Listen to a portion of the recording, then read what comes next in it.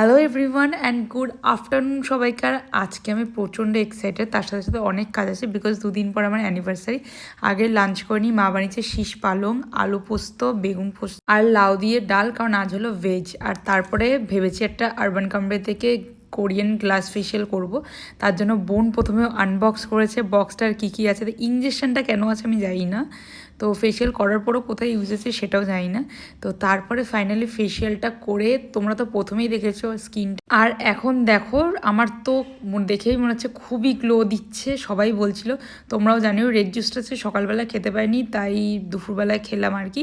তারপরে যাচ্ছি anniversary special lunch করতে, আর আজকে আমার সাথে আর একজনও এসেছিলো।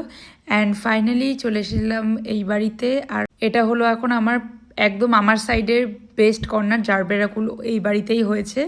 আর ফুল তো তোমরা জানো রোজ ডে স্পেশাল। তো যাই হোক, আজকের ব্লগটা এখানেই শেষ করলাম।